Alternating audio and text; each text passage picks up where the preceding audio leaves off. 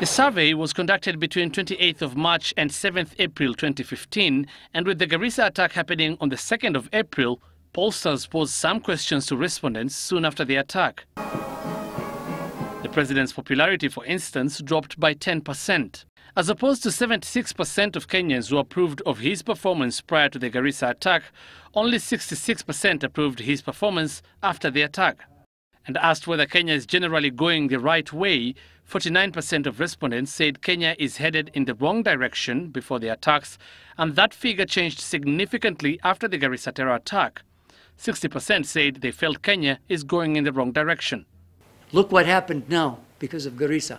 10% drop. Is the president to blame? No, but he is the commander-in-chief. So some people definitely were less enthusiastic about his performance as the leader of the country after Garissa.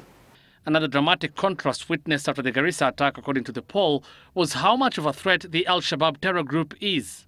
Before the Garissa attack, 66% of Kenyans considered it to be a major threat. But after the attack, that figure rose to 80% of Kenyans, or 8 in 10 Kenyans, considering Al-Shabaab to be very much of a threat. The Garissa attack had a significant impact. If all of our interviews had taken place after April 2nd, goodness knows what our figures would be. However, while many consider Al-Shabaab a threat, the government's deployment of the military in Somalia still seems to have support, with opinion divided down the middle. Prior to the attack, 53% approved of KDF deployment, while 46% disapproved. But after the attack, 48% approved, while 51% disapproved. Obviously, those people who want KDF to stay, they think the continued presence of KDF will actually reduce the threat, because that's the argument the government has been making. So Kenyans, most Kenyans, are accepting that argument. And amid the debate on relocation of refugees, before the attack, 28% of Kenyans believed that refugees will be able to return to Somalia with the KDF presence there.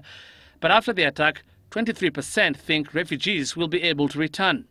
On digital migration, meanwhile, within households with a television set, only half, that is 49%, have a set-top box, majority being urban dwellers. The other half of Kenyans who own TV sets, 51%, do not have set-top boxes. Kenyans also blame the government for the switch-off, with 40% blaming the Jubilee government, 14% blaming the Communications Authority of Kenya, 10% blaming Information Cabinet Secretary Fred Matiang'i, and 7% blaming the media. A total of 1,964 respondents drawn from both rural and urban areas were interviewed. Hussein Mohammed, Citizen Weekend.